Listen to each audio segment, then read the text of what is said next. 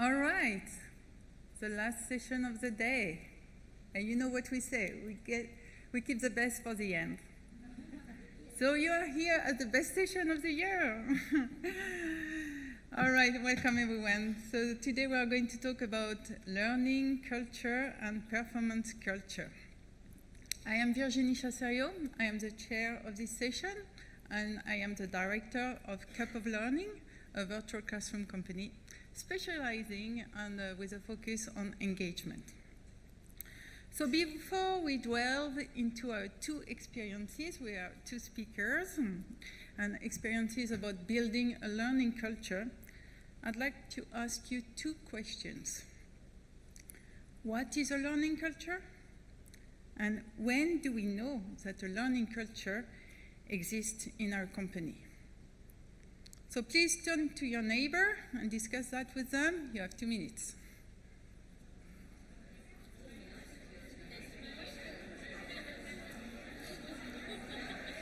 Go, go.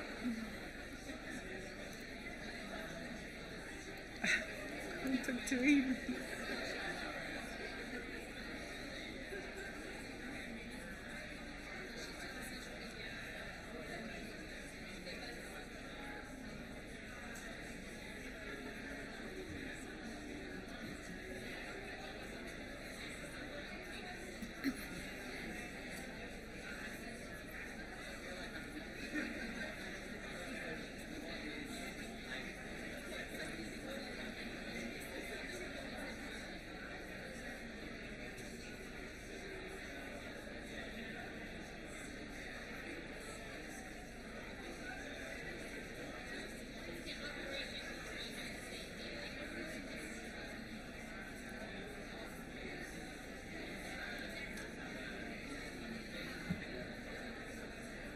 All right, let's get some answers. So what do we have? Who wants to share with us? Please raise your hand. Oh, you know what? I'm going to point to someone. Yes, here, thank you. Behind you, sir? Behind. Thank you. Thank you. Learning culture is a culture perhaps where it's okay to know that we're not perfect, that we all have room to grow and learn and have a growth mindset. All right, thank you. Who else has a definition for learning culture? Yeah, on the front, thank you.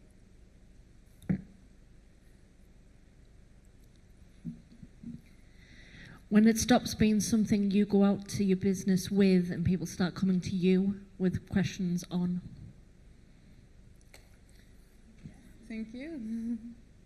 Anything else? Yes, where people are not afraid to expose their vulnerabilities and their learning gaps. Thank you. Someone want to add something? Yeah, at the front. Thank you. I suppose where learning is really integrated with work and people don't have to step away from work to do the learning, right? Integrated in the flow of work. Thank you very much. So it is interesting to see that there is not one definition of a learning culture. Actually, it depends on your organization, it depends on your context, but what is important is that L&D and leaders are working together towards installing, implementing a learning culture. So our two speakers today are going to share with us, their experience of implementing a learning cultures, and this with in the different settings actually. So our first speaker is Gemma Patterson, and Gemma will bring insight from a large-scale organization, Lloyd's Banking Group. And then we'll hear from Mandy Rutherford, and she will be offering perspective from a smaller company settings web. So Gemma, our first speaker, is the head of culture innovation at Lloyd's Banking Group.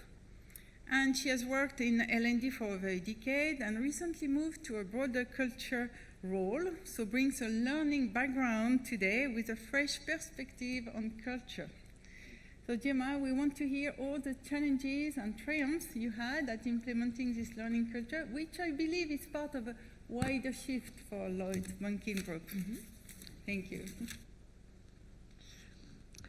Fabulous. Thank you so much, Virginie, and really excited to hear from Mandeep later. I know you've got some great stories for us. Thank you all so much for coming here. I know we are the last slot between you and either the train or the bar, so really appreciate you showing up, and hopefully we've got some cool stuff that we can share with you today. As Virginie said, I'm head of culture innovation at Lloyd's Banking Group, and we are on the biggest transformation in financial services. So it's such a journey. Have I got any fellow Lloyd's Banking Group folks in the room? Woo woo! Amazing! Yes! Amazing, cool. So you can keep me honest, right? Amazing. And I guess the reason why I asked that question is, this is not the effort of the culture team alone in terms of shifting the culture and creating that culture. It's a number of teams that have come together to do this. So I'm going to share some of their work today as well, and like absolute props where it's due. So you'll see some of that as well. So let's get into it. The first thing I want to say, and I loved the reflections we were hearing around the room. I think we had one from someone over there and someone here about creating a culture where it's safe to experiment and try and show the gaps that you've got. And that is my start point, really, and hopefully sets a safe space today for us to all share openly. Hopefully it's not just going to be, me talking at you. We're going to have a bit of discourse. But what I would say that we are doing at Lloyd's Banking Group is we are being intentional about our culture. And this is not just intentional about our learning culture, but it's about building a foundation and a bedrock that really allows us to build that learning culture. So if I talk a little bit about the team that I'm part of at the moment, so I work in the group culture and leadership team. We are all about driving performance and doing the right thing for customers. Like, that's the number one reason why we're here, and that's what keeps us honest. So it's never a learning culture for learning's sake, and I know that I'm preaching to the converted because I can see some familiar faces in the room who absolutely do this. It's about having a real purpose-driven culture. And that's what we're all about. Our purpose at Lloyd's is about helping Britain prosper. Some of you might not know the organisation. I heard Don say, I think it was this morning, maybe yesterday, that we have a huge international contingent today. So for those of you not familiar with the organisation, we're about just shy of 70,000 people. We're mainly in the UK. We do have some international presence, but really focused on the UK and on helping Britain prosper. We've got big brands that you will have heard of. So we've got brands like Halifax, like Lloyds Bank, like Scottish Widows, Lex Auto Lease, things like that. So brands that are household names in the UK, but I'm mindful they may not be that way everywhere. And some of you will know, some of you in particular, that, we've been on a massive transformation for a number of years. We've bought brands, we've acquired brands, we've grown, we've changed, we've transformed. But there's never been a time more ripe for change than now. And, you've heard some of the technological disruption that's going on in our industry right now. That's playing out for us as well. It's really playing out for us. So I want to share with you a little bit about how we're intentional about that culture. So this is the culture framework that we use. So some of you will have seen this before. Can't take credit. This is absolutely not my work, but it's something that's used really widely. I think McKinsey have iterated this in the past. Microsoft have used it in terms of building their learning culture. I don't have the chart to show you, but if you've ever seen the chart of Microsoft's valuation from when Satya Nadella came in and brought this framework in, it was exponential growth basically after this culture framework started to be used. So there's a real commercial case for culture. It's not a nice thing. It is a nice thing. It's not a nice to do thing. So it's not just about the fluff. Like a lot of my friends and family, when I tell them I work in culture, they will say, "Oh, but that's so fun." And it is for 70% of the time, but some of it's hard yards. Some of it's the plumbing and the hard wiring and really making this stuff work. So let me talk to you a little bit about it, and I'm going to give you some examples as well.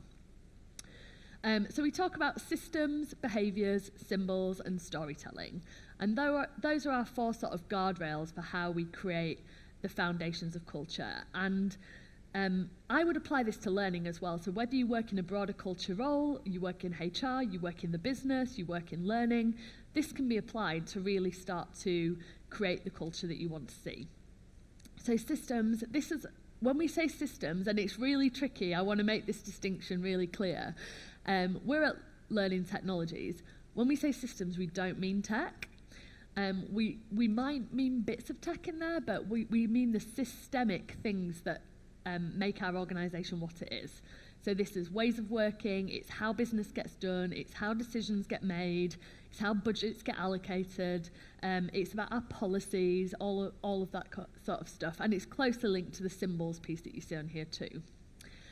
In terms of behaviours, I mean, I feel like I'm preaching to the crowd when I talk about behaviours. No one knows more about how to create and sustain great behaviours than the learning industry.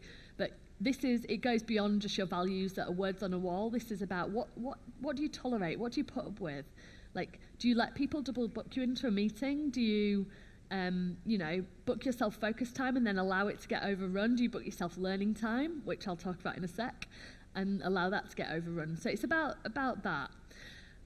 Symbols, how time is spent. So we're doing a bit of work at the moment using Microsoft Viva Insights to understand more about how we're spending our time. So using tech to really, see where we're at our most effective, see what our organisational network analysis tells us about how we are creating or not creating that culture. And, if we're not intentional about it, we all have a learning culture already.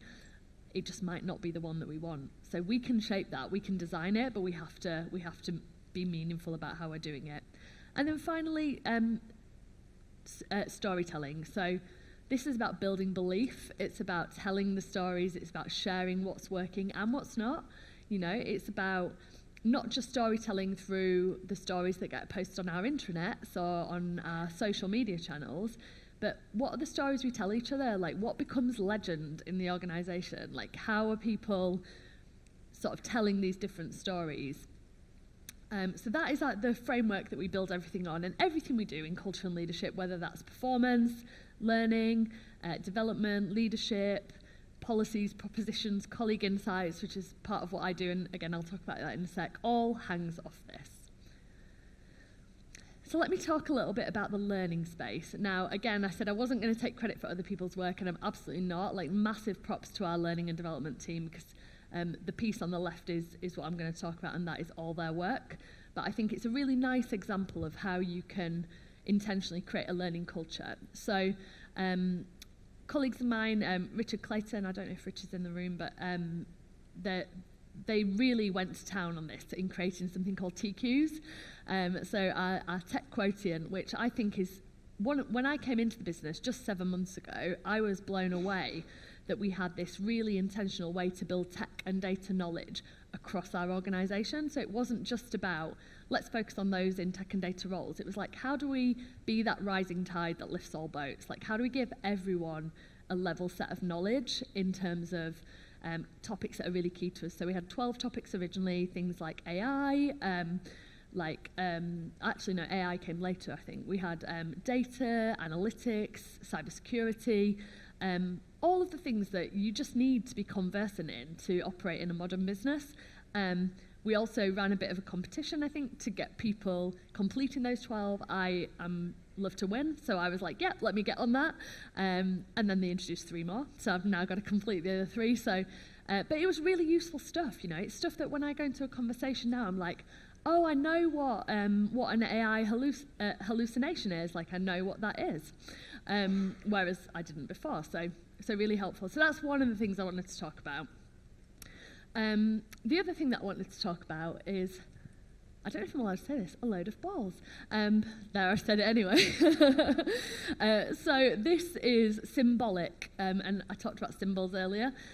So symbolic actions in our business that really build a learning culture. So within the people and places function, which is the function that I work in, we have something called deal time and deal day. And deal time stands for DEAL, drop everything and learn. And that's a dedicated hour that we have in our diaries. We have it every week. It's on a Wednesday at 3 o'clock. Absolutely love my Wednesday 3 o'clock. And people do it. People drop everything and learn. And people really will not book meetings over your deal time because they know how important it is. But that didn't happen by accident, right? That took our director, Sharon, who is incredible, such a visionary in terms of transformation, to say, hey, let's get that in. Let's make this a thing. Let's commit to it. So we have that time protected so that we can learn. And it's not so we can learn because learning's fun, although you and I know that it is. It's let's do it for our customers. Let's do it for our colleagues. Let's do it to build a better organisation. Let's do it to create an amazing place to work. So we have deal time. We also have deal day every quarter, which is where we have an entire day that is just taken over by hackathons, by games, by fun, by bringing in external thought leadership. There's very often, certain reading groups and books and things like that, but every quarter we focus on different things. So the last one we did was around Agile, and that's what this picture is all about. So my team got involved and we ran, some of you will have done the ballpoint game. If you haven't, come find me afterwards. I'll share a little bit about what that's all about. But basically it's about understanding the practices of Agile through a game where you have to get balls through a system. So it was great fun. We had it in all of our hub sites across the UK. And the reason that we did that was so that we can understand the principles of Agile. So when we're working with our tech teams who are working in that Agile way, we're conversant in what they're doing. We understand what a stand-up is, what a retro is, what a sprint is. And so, again, we can do more for our customers. So, I said that we were going to do something a little bit conversational. I'd love to just get some perspectives in the room, actually, and do some reflections. So, got a few statements, and I'd just love to get your take on them. No right or wrong answer, and to the point we made earlier, having a growth mindset is amazing, it's okay to get things wrong. But let's hear a bit from the crowd. So, what are the most important cultural ingredients in creating a learning culture? There are no rules. You can vote more than once. You cannot vote at all if you want to do that. But let's have a show of hands. So if you think values are the most important ingredient in creating a learning culture, give me your hands. Okay, pretty big group on values. What about insights? By this I mean sort of survey results, engagement data, that kind of thing. My fellow data nerds in the room, excellent, love that. And then finally, technology. Who thinks that's the most important ingredient? Nice, I love a bold hand, yes.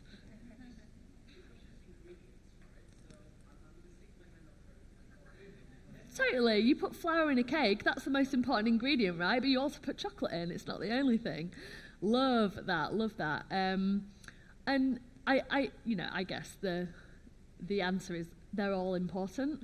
I'll share my perspective on one of them that I think is particularly important. I think the insights from colleagues can be really powerful. All of this stuff has to play together, and there are many more ingredients to creating a learning culture than just this, but the way we use insights at Lloyds, my team leads on colleague insights, which means we run, surveys, focus groups, comments analysis, colleague listening. We have sessions with our board. We're looking at using AI to transform how we do that. I was trying to get through the whole thing without saying AI, but I've just cursed myself. But colleague insights, I think, can almost be the rocket fuel to your cultural transformation. So if you can really understand not what people want, but what people are struggling with, you can fix that, and that can be really powerful. So it comes back to design thinking.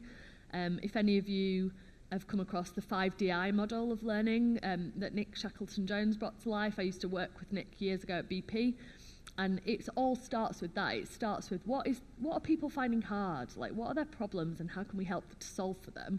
And then to the point we had over here earlier, which I thought was lovely, the business start coming to you because you're solving problems for them. That for me is just like gold dust.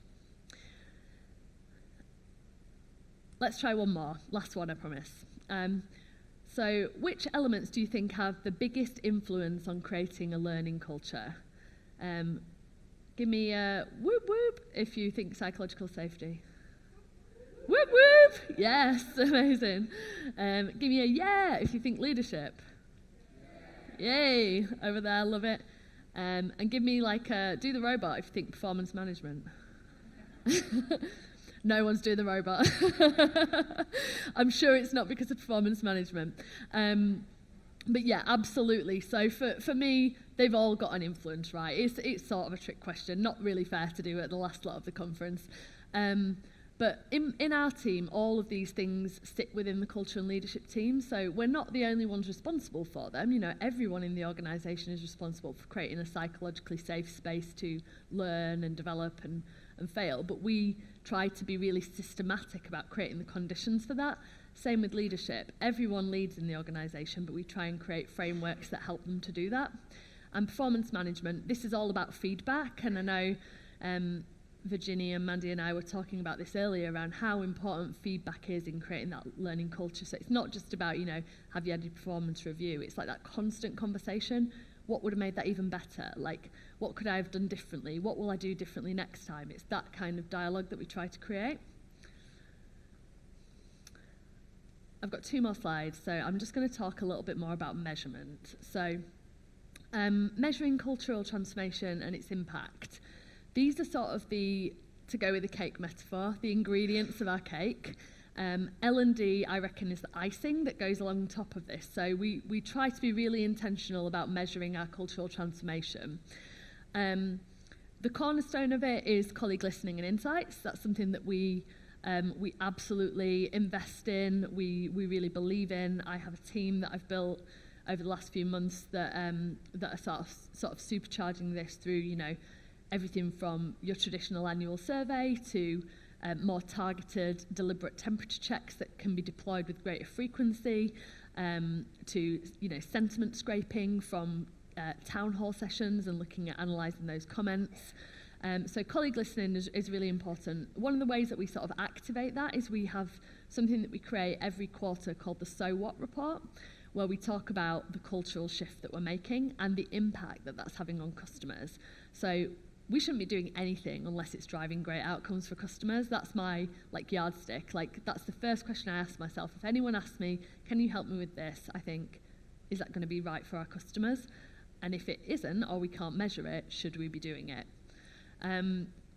We've also got culture measurement dashboards. So this is something that we introduced at the end of last year, which looks at a number of metrics across our business, critically, not just HR metrics. So we work with the business to understand things around how many risks are we taking safely? So can we take risks safely to do things differently for our customers? We're looking at things like what are our customers saying about us? You know, so what is our customer NPS? What is our brand perception like? And when we change something internally from a cultural perspective, what's the knock-on effect? Is that having some causation or correlation on how our customers are experiencing our brand? We've got some key metrics in there, so probably comes as no surprise. Employee Net Promoter Score is important to us. We also have an engagement index made up of a number of different questions, and we track indices around customer, around performance, and around change as well.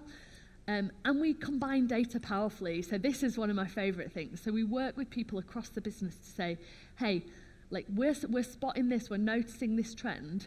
Can we combine that with any other data that we have about our people or our customers that would tell us a story or prove or disprove a hypothesis? So it's about taking like a really scientific approach to how we measure culture. We're not nailing it, you know, if anyone's got any suggestions for what they're doing that we can learn from, like please bring it on, like come chat to me afterwards. I'm always up for iterating and learning, but equally happy to share sort of where we are on our journey too. And the final bit that I'll leave us with around measuring is we get a lot of people spending a lot of time being obsessed with data. I used to be one of them. I'm like a reformed data addict, I like to say. I'm in data recovery. Where I'm trying to spend my time is in this wisdom space here. So if you've not come across this yet, this is known as the data pyramid, sometimes called the DIKW pyramid. And the idea is that, catchy, right? The idea is that you're trying to get from a data point to what is that data telling us and how can we change something to make that better. So might sound like a no-brainer, but for me this was like a fundamentally different way of looking at insights and data. So you might start from, I need to know our employee net promoter score, you know, like are people likely to recommend us as a place to work? And has that changed 1 point or 2 points, up or down, month on month? It's a great place to start, like it's not a bad thing to track. But is that really telling us anything? You then sort of get to information. So information is about, can you give me a comparative to that? So how am I doing in my business area versus the rest of the business? Or how am I doing versus an external benchmark? You then move to knowledge. So being curious about what's driving that. Like what's driving that score, whether it's good or a bit more negative. And then the final bit is this wisdom thing that I strive for. I don't always get there, but I always try. And this is wanting to understand what people need to do to improve that score. So bit of a different way of thinking about measuring culture, bit of a different way about thinking about data. And also, there's no right or wrong way of doing this. I think if it was, we'd all be doing it. So this is one way to measure culture, but I'd love to know, what are you measuring in your organisations as well? And I think we'll get into that in a little while. But that is me in terms of my slides. I think I'm good, and I'm going to hand back over to Virginie, who is going to ask a question. And I think you... thank you.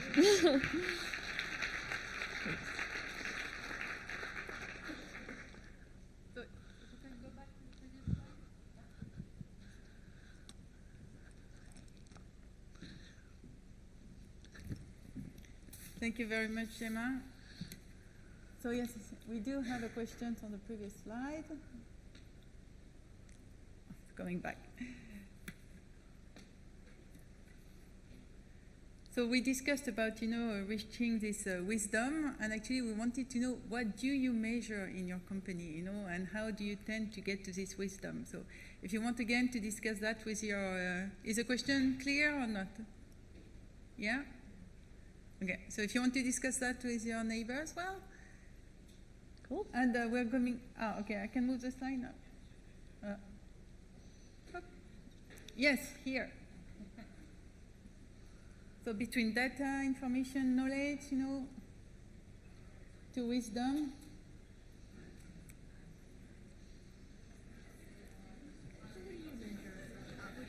Yeah. Hey, how you doing? You alright?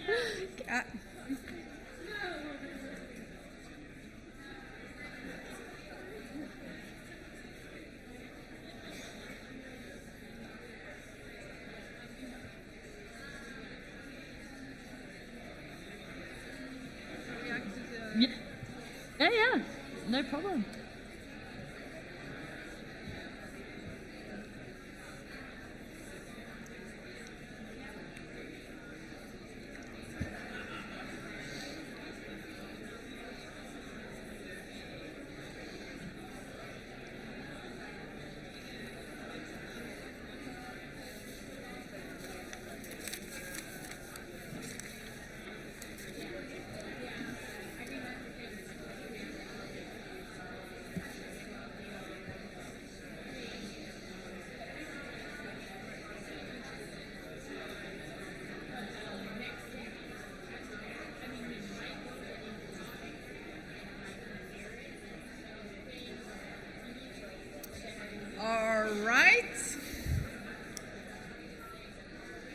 So what do we have? Okay, we want to hear from you. Yeah, over there. At the front, please.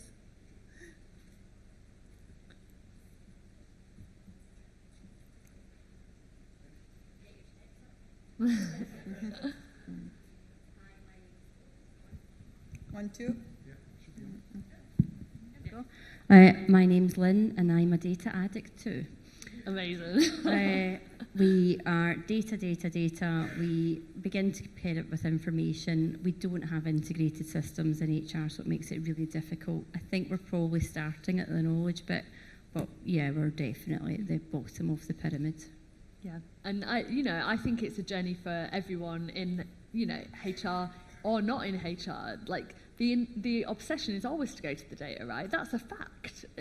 It's an easy thing to deal with. It's binary, but actually we need to, as a good friend of mine told me, move beyond the binary and start thinking about what is that data telling us. So I hear you on that, and if you want to swap ideas at any point, let's do it. Cool. Thank you. Any other insights? Do you want to share? Yeah. So there's one over there and another one. Thank you. This one? We have two. Yeah. So I work for kind of a learning design agency, so we work on the consultancy side of things. But I think what's really interesting about this is making sure that the story you draw from the data is accurate and representational, not just the story that you want to be told. And I think that can be a really big challenge, especially when you're coming in with a hypothesis, like you said, to not ignore the negative data or the data that isn't kind of aligning with where you want to get to. Yeah.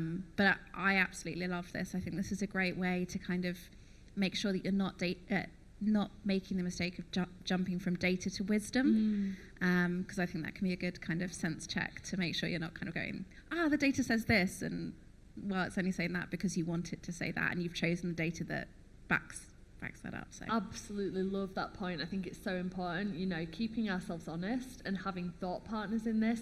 We have an approach where we have four pairs of eyes, four brains before we will draw a conclusion. You need to bat it around. You need people who can be bold and challenge you, and not just sort of take it at face value. I think that's a great point. Thank you. I think we've got one more. Hi, Gemma. Hey, Hi. how you doing? Good, thanks. How are you? Good, thank you. Just wanted to pick up on the EMPS piece, because I think there's some real space for innovation there, because I think we were talking in our group about EMPS being something that we might do on like a bi-yearly cadence, and it's like, oh look, it's time for the EMPS again. But actually, how are we more sort of doing that more frequently to capture people whilst they're on their journeys, to tell us, we were talking about how are you feeling after an event, or just to capture it more regularly, because it's kind of like, it just feels like a slog that we're having to fill it in every 6 months, and I'm not sure if it's giving us anything of great data. I'm not sure we're getting great data from it. I love that push. I think the frequency is aligned with context, right? It's like, what are you trying to measure? What are you going through? Like, we know there are certain parts of our business going through immense change at the minute, so we might want to pulse more frequently and ask different questions that aren't just EMPS. But I think you're absolutely spot on. I think that's such a great shout. Cool. All right, thank you. So after this first experience of implementing and developing a learning strategy, learning culture for a wide company, a large-scale company, we are going to get the experience from Mandy Rutherford from a smaller company. So Mandy has worked in a number of sectors, including technology, defense, and customers relation. And her company is Wave. She works for Wave since 2017, and in 2018, she started to focus on culture. And her company won an award, L&D Award, last year, for implementing this learning culture. So expect to discover, innovative strategies tailored to smaller teams. So over to you. Hi, thank you. I feel like I'm not giving you my full picture, because that was quite an old photograph. So this is how I look now, I'm afraid. So hi, I'm Mandy Rutherford, and if you don't know who Wave are, we are a utility company and we're a B2B. And if you remember back in 2017, maybe you don't, the water market in the UK opened out for competition. So domestic water and business water parted company. So we have about 300,000 customers, from big corporates and public sector that you'd recognise, down to Soapy Joe, the car wash round the corner, or the hairdresser on the high street, or the pizza shop. They're all our customers. We regularly get 5-star reviews from our customers, which we're really proud of. And we're also really pleased that we've won UK Water Retailer of the Year 2 years running. So we're going for the 3rd this year. We're going to get there. We know we are. And we have about 320 employees in the UK, in Durham, Peterborough, and we also have a team out in South Africa, which I'll talk to you a little bit about later. Just move on. So why did we suddenly start, or did Jess and I suddenly need to start working on our culture? We had a legacy learning platform which was a little bit clunky, a little bit out of date, and if you've ever had one of those, you'll know that reporting isn't great. So lots of Excel spreadsheets, lots of killing trees, lots of frustration. And we only had a 45% completion rate on that platform. We had a really good content provider at the time, but because people were so sick of us pushing compliance to them, they didn't engage with it. So we only kind of got about a 20% completion rate on our content, which was a hefty investment and I wasn't happy about. So I started to do a little bit of shopping out in the market. Not my first rodeo, by the way, but, you know, I'm a dinosaur, been around a while. And one of the things that was really important for me was that we were able to link our learning platform with our HR system. Because why wouldn't you keep all your people data together, right? So that was one on my list. The second thing that was really important to me was that I wanted to work with people that understood Wave as a business. I wanted them to understand what we really wanted to get out of our partnership, and our values were similar. And I chose Absorb to do that with us. Now I'm going to mention some companies that I work with, or we work with at Wave. So it's not a sales pitch. I am not a salesperson. But I use the name of the tools. So I'm sorry, you'll have to bear with me on that one. Tell me off later. It's all fine. So one of our values at Wave is also embrace learning. And in order to do that, we have to give people headspace in order to get that learning done. Like Gemma has her deal days or deal hours, we try and do something similar, which if you're dealing with customers on the phone, not always that easy, and some of you will know this. So how do we do this? Before I move into that, if you recognise this logo, put your hands up. Oh, some people don't. Thank you very much. So I'm going to share a little story with you. And this is about, and it is relevant, so bear with. So my granddaughter was staying with me a couple of years ago, and she comes bowling into the kitchen and she goes, "Nanny," as you do when you're 10. And I'm like, "Yeah, okay, what is it you want, Maya?" And she said, "Nanny, were you really poor in the old days?" And I'm like, where's this going? I said, "What do you mean by the old days, Maya?" And she said, "Well, when you were my age, you didn't have a mobile phone or a tablet, did you?" And I went, "No, we didn't, but nobody did." And she went, "Oh, right, okay, Nanny." So I did the whole Nanny 101 on technology history very badly. Because she's walking out of the kitchen like that, and she turns around like that, and she goes, "But Nanny, how did you get onto TikTok?" And I said, right, I didn't do that so well, did I? But what it did do was get me thinking about if we have different generations within our business, and we do. So I'm the dinosaur, not brought up with technology at all. We have colleagues who are not technology word, and other things. And then we have other colleagues who only know technology. So how do we bring all of that into our culture? So I started to think about that. How do we make it accessible to everybody as well? From the dinosaurs to the cool kids who know all the tech. How do we make sure that people feel safe when they're learning with us? What does psychological safety look like at Wave? And then the other thing for me was, we know there are different styles of learning, and we use Gardner's 7 intelligences at Wave to check whether we're hitting all of those buttons. And this is about whether you like seeing pictures, whether you like words, whether you like problem solving, all of that good stuff. And in learning and development, there's only Jess and myself. Jess, put your hand up really wild. Yeah, thank you. We also have what we call learning facilitators, or you may call them subject matter experts, sitting out in our business who know the stuff. And they bring it to us, and we kind of do some Jess does some creation, and we put it onto our Absorb platform. So that's where we are. Any questions on TikTok? I'll give you my granddaughter's number because she knows it all. Now, Gemma was talking about cake before, and I'm using cake again here because I actually love cake, clearly. And I thought, how do I describe our learning culture at Wave? Now, I don't think it is this shape. I think your learning culture is very fluid. It moves with your business, it moves with your people and your customers, and obviously change fits in there somewhere as well. But I wanted to kind of share with you what those layers could look like. And I think Gemma alluded to it before when she said learning and development is the icing on the outside. Well, actually, that's the best part of the cake. It's, well, my favourite part of the cake anyway. But I also think, this is my opinion, and you can come back to me on it, that learning and development actually don't own the learning culture. We're experts in learning and we're very passionate about it, but we don't own it. The business owns it, our people own it, and our customers own it. We just engineer it, hence the icing, because we keep it all together. So, this is our wave cake. There's some blue in there for water. And those are a number of the layers that I think we have in our learning culture.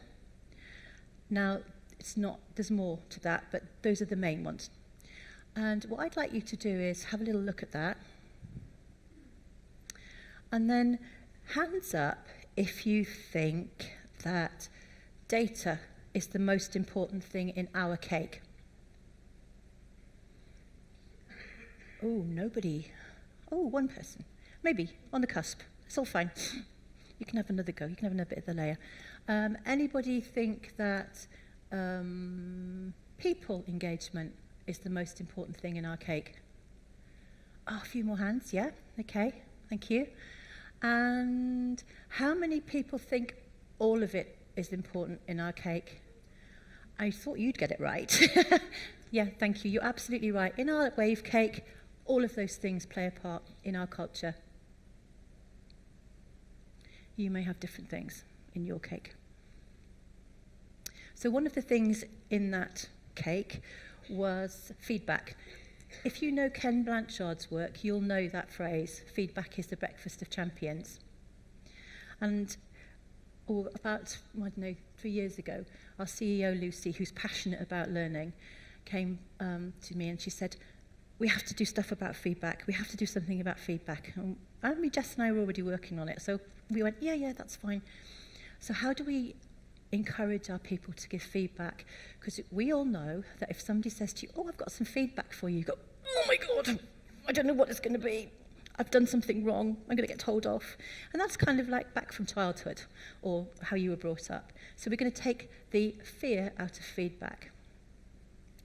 And one of the reasons for doing that is that if you have feedback and it's coming from the right place, you then look at how you're going to learn and improve or keep on doing something really well. And while you're doing that, you're also improving your performance. If you're improving your performance, then you're building up your customer satisfaction, you're improving your employee satisfaction because they can see opportunities. You're developing a growth mindset within your organization. So I think the power three are feedback, learning, and performance. They work together. And it's evidented out in our employee surveys, in all sorts of things that we do. And I should have gone to that. So how did we do it? So to take the fear out of feedback, we designed a program with one of our external learning partners, and we called it the F word. And we did some kind of, what we thought were really clever, marketing campaigns up front saying, have you seen the F word? Come and join the F word. And everyone's going, what's the F word? If you ever remember French Connection when they first started doing their adverts, everybody's like, oh, that's a bit rude. So we set up 4 modules for people managers. And one of the things that was really important for me was that we get our really senior leaders involved in this program, because that's not the layer that we need to develop. It's up here we need to do it. So I went along and I said, could you, with your experience in leading big organizations and your coaching skills and your mentoring skills, would you be prepared to manage a cohort, lead a cohort for me on this programme? Yeah, of course, lots of stroking. So each of our leaders took a cohort. They went through the programme with their cohort. Of course they did. And we used Absorb to help us deliver that. Without Absorb, we couldn't have done it. So we had people at the beginning. We had some virtual webinars. We had some content on our Absorb platform, so resources, quizzes, reading, extra things that people could look into if they wanted to. And in the meantime, our leadership teams did some coaching and some collaboration sessions. And at the end of it, we had a really good idea as people managers how to deliver feedback, how to receive feedback in the right way, and then move on. So we did something very similar for our employees as well, a shorter version of it. And it was based around, this is how you give feedback to your colleagues and your peers, and this is how you gracefully receive it. And then you look at how you do something with it. Because somebody can give you feedback, and if you don't appreciate it, you go, yeah, right, I'm doing anything with that. You don't know anything about me. So we did all of that, and then whilst that was happening, one of the things that I was really keen on was, how do we embed this? Because we all know, don't we? We do a great programme, we have the book, we have a nice night over, and then we go back to work and everything remains the same. And because we have a CEO who's really keen on what happens, we thought, right, okay, how can we do this? So I found a performance platform that would encourage our colleagues to continually give feedback. And we base the feedback against our values as a business. And this has worked quite well for us. So you have the values, and then you have a reason why you're giving this person feedback. It's only a couple of sentences. So I'm giving you feedback because this is what you did, this is what I saw. And you can have a rocking it, or you can have a getting there. And off it goes, and it comes back in a little envelope to you, and you feel, oh, I've got some post. And that's worked really well. But the performance platform does other things as well. It helps us to map out our performance timeline, so we can say, here are the goals for the year, and we set those out so everybody can see them. What are your objectives going to be? So we can work down from those. And then we have one-on-ones on there. And the one-on-ones we do now are more focused around, actually it's about the person and how they're feeling and what they're doing and how do they feel about work, rather than the task. So I'm guessing that we've all been and had one-on-ones with our managers in the past who kind of focus all on the task. And you come out of there and you go, oh, I've just got more work to do. What am I doing? What about me? So we've taken that away. So we use Culture Amp. So there's another tool that we use. Not selling it. It's just what we use. And we're still getting our heads around it. One of the things that is of value on there as well, it gives us self-reflections. So you can look back over the last quarter and see how well you've done, how are your objectives going, what are you doing? And you can have a really great chat with your manager. So that's working really well. And then the next part of this, F to U, so the next generation of feedback, is about upward feedback. So this is where we don't want people to be giving feedback to their senior managers and having a career car crash. We want them to be able to give the feedback in the right way, and so that it's accepted in the right way, so there's nothing that needs to go to HR for any reason. And we're doing that not using technology, we're using forum theatre. So we've got actors coming along to show what upward feedback looks like, sounds like, and how you do it. But the reason we're doing that is because there's another word that people are afraid of, or two words actually. It's called role play. So that's why we're using forum theatre. And it works pretty well. So we started it last year actually, and we've got the first round of employees going through it next month. So what do you think are the top measures for developing a learning performance culture? If you think it's mentorship and coaching, put your hands up, please. Nobody. Okay, that's fine. Who thinks it might be learning communities? Oh, two, yeah. A couple of people, yeah. And what about feedback and performance? Thank you. Well, at Wave, it's those. In your culture, your learning culture, it could be anything. But I just wanted to share ours with you. And we measure this through employee surveys. They tell us what training's like. And one of the reasons that we changed our learning platform to Absorb was because people didn't like it, and they were telling us they didn't like it. They were telling us quite strongly that they didn't like it. And that's why we were able to do something about it. So let's move on. Okay, so some of the reporting that we get, I moved too fast here. No, that's fine. Some of the reporting that we have from Absorb helps us with compliance, but it's not just about compliance. So this is an example of a report that we get. All our people managers have it, and you can see green is absolutely great, complete. You have the red, which means people haven't started yet, and we've got the amber, which we're using as Welcome to Wave, because that's where we probably have the most in progress for induction. And people managers can see it, and our CEO has a helicopter view of it. We have an audit, an external audit every year, so this is actually quite useful, so we can see where we are. In the old days, before TikTok, we had to chase people to finish, so that's what sickened them off. And learning's about loving doing it, not about pushing people through technology or courses. It's about actually really wanting to do something. We have a manager's dashboard. And my colleagues from Absorb here will be around to answer questions later if I get it wrong, or Jess. Our people managers can see their own team, so they can see what they're learning. They can see if there's anything due up for completion. They can also see individual learners as well. And it's not about Big Brother, it's about what are my teams learning? What are they doing? Can I help them? Our new content provider, Go One, we're able to tag learning for them, so our managers can come to us and go, I just need somebody to do a little bit more on problem solving.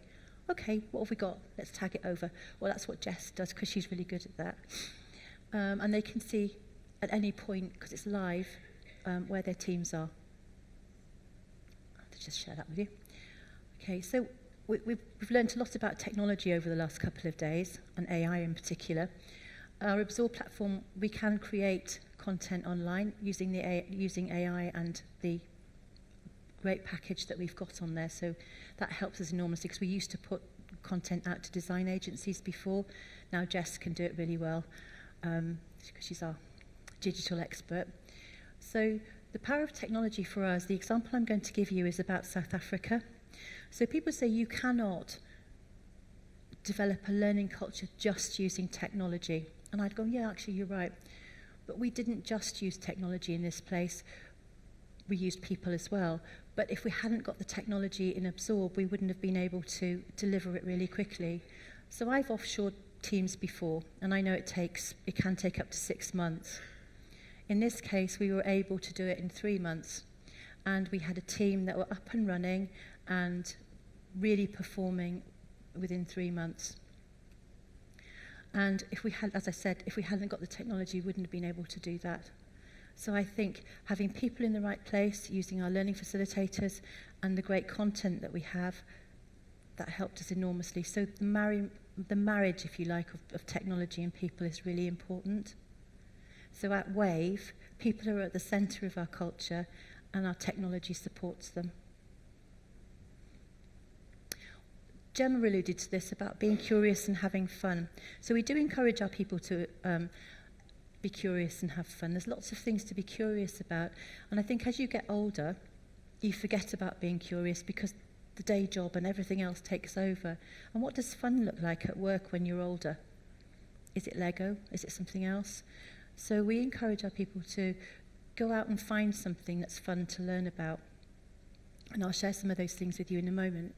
If you want to know more about curiosity and having fun at work, I would suggest that you go onto YouTube and look for a lady called Kelsey Cates. She's with Google, and she's done a whole series of webinars on there around having fun and building a curious culture, which she says drives trust as well.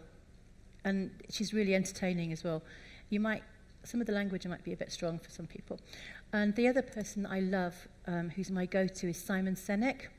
And he has some really great stuff on there. And he also looks at how can you bring curiosity into the workplace and encourage people to learn again. So some of the things that we do volunteering, and we volunteer with our customers a lot of the time. So over the last 12 months, we've planted about 1,500 trees. That's to make up for all the paper that we used in our old platform.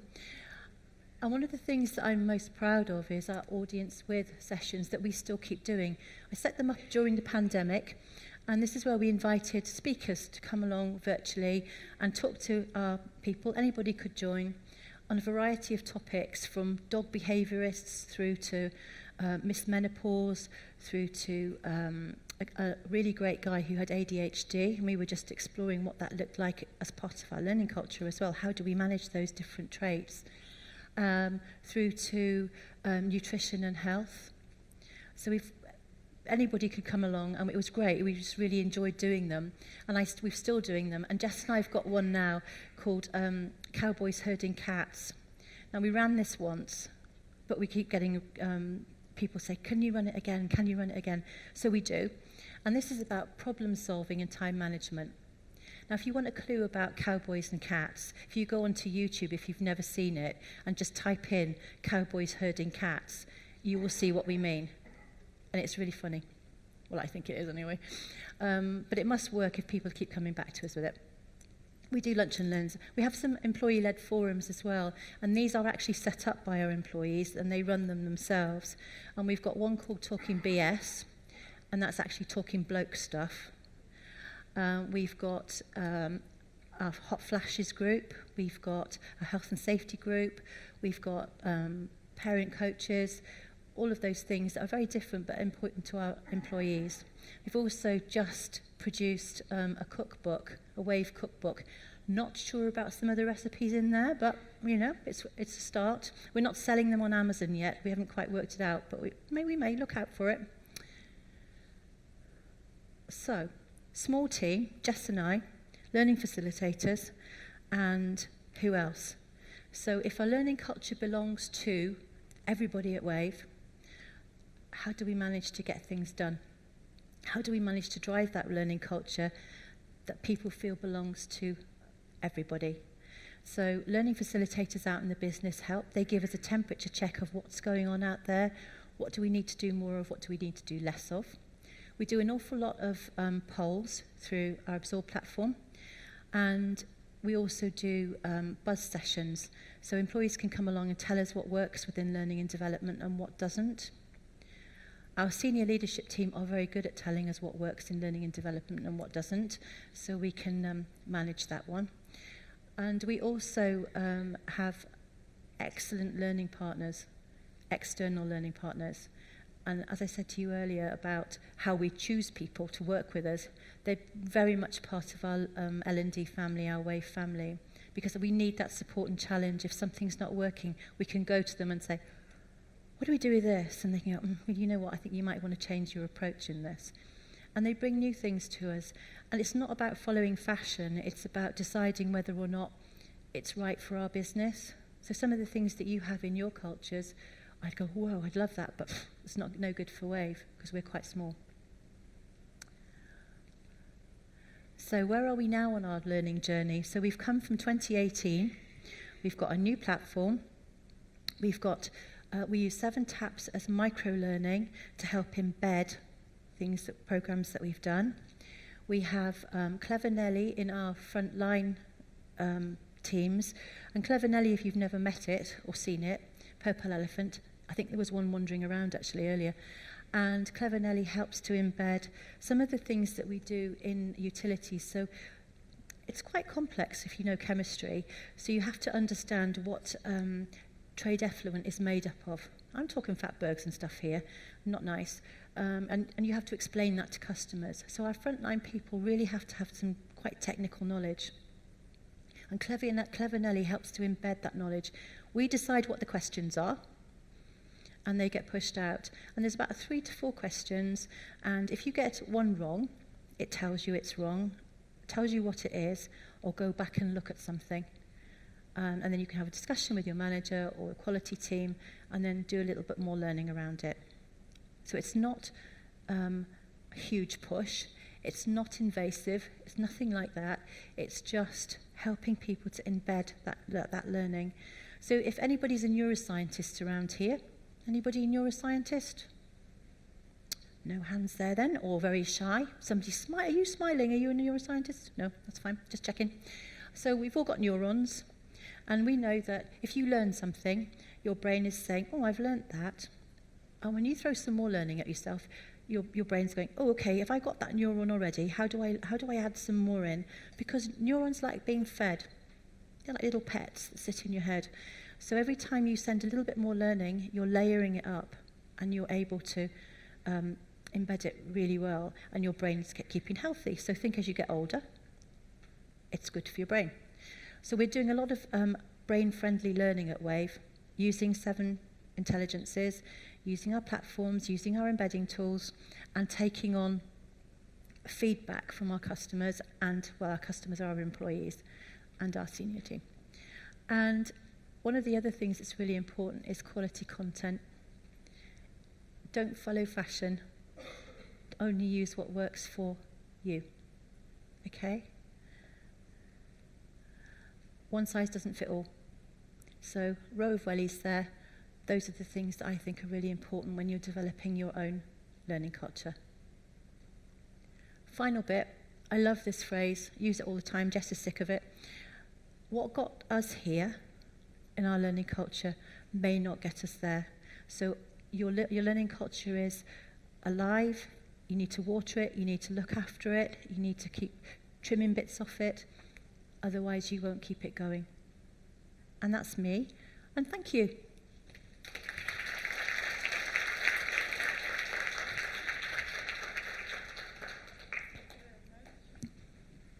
Thank you very much, Mandy. And thank you, Gemma, if you want to come on stage. So we can all sit down here. It's time for the Q&A part now. So I love the bit, especially about the feedback culture, that is implemented in the company. It is so important, actually, and I love it. And it's true that it can be very emotional. Yeah. So thank you for sharing that with us. And also about making the space. So do we have any questions here? Please raise your hand if you have any questions. Yes, we do have one at the back. Hello, thank you both for sharing your experiences. I found that really interesting. My comments mainly for Gemma, but Mandy, you did touch on it a little bit as well.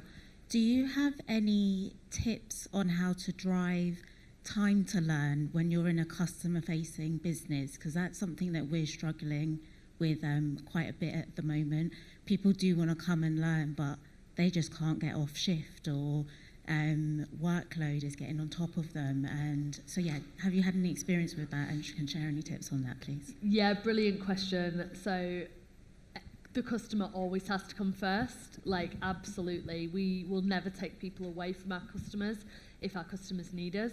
The example I gave earlier is in our people function. That's where we have the deal time, which is easier because you're not, you have a little bit more control over your diary. You're not rostered onto certain tasks. I think it's a constant thing that we're testing and learning. That's what I would say. And, trying things out. Are there times when we could have a little bit more downtime when we know we've got that time for our customers? There are certain things that we absolutely have to get our people closer to. So, compliance training is one example of that. Also, if I think about our technology teams, they are also serving customers, right? They're building customer products, they're building digital products, but we know that them working in an agile way is really important. So we're actually asking them to do a number of hours of learning that is absolutely taking them away from the day job for a while, but we know it will make them faster, more efficient. So I guess it's about the outcome that you're going for. I don't think there's a simple answer to it, but happy to kick it around and see if we can solve that problem afterwards if you're up for a chat. Cool, great question, thanks. Mandy? Yeah, we work with our workforce planning team, so obviously we're a much smaller organisation, and we often put on learning events specifically for that with workforce planning for the frontline customers, so frontline teams. And they have an afternoon a month which they close the phones down, and they do some learning. So we bring people in for them, or they do an event or something like that. And that's worked really well because they were struggling to get people to have learning time. Where they can, with workforce planning, they build in some time, even if it's only half an hour a week. But we've also got micro-learning now, so we can learn something in 60 seconds, right, on our platform. So that's helped an awful lot. We get more engagement with that. And we have an app, so people can learn at home if they want to, if they're interested in something. And that's kind of how we've got around it. Okay. Yes, small bit size. Yeah. Absolutely, Yeah. yeah. Yeah, another question? Yes, thank you for a very interesting session, a lot of stuff to think about. You mentioned some conditions for psychological safety in a team to enable learning. Can you tell us a bit more about what that looks like? I definitely can, and I think it goes back to the very first point when you asked the question of the audience at the start. It's about that safe space to get things wrong. Yeah. That's the only time we learn is by getting stuff wrong. So I think if you can demonstrate that, if you can role model it. I saw a talk yesterday, someone was saying, you know, be that change, role model that change, show people that it's okay. I had someone in my team call me just before I came on stage. Something had gone really wrong for them, and I said to them, hey, look, I was doing that same thing last week. It was a roadshow we were running. I said, these 3 things went really wrong for me, but you know what I did? I just did them differently next time. Like, what are you going to do? And I think it's about demonstrating that and showing that it's okay, and as a leader, showing up in a way that is authentic, that, you know, celebrates those things that you've got wrong. And our leadership team encourages to share when we've made a mistake so that we can share the learning from it. And you know what? If you ever learned to ride a bike or a horse, you fell off a load of times, didn't you, before you got it right? And that's what we try and encourage people to do. Because if you fall off your horse, you can tell me what I need to do next so I don't fall off mine. Yes, so about showing vulnerability, actually. Yeah, absolutely. Being human, yeah. Another question? We still have time for that? Yeah.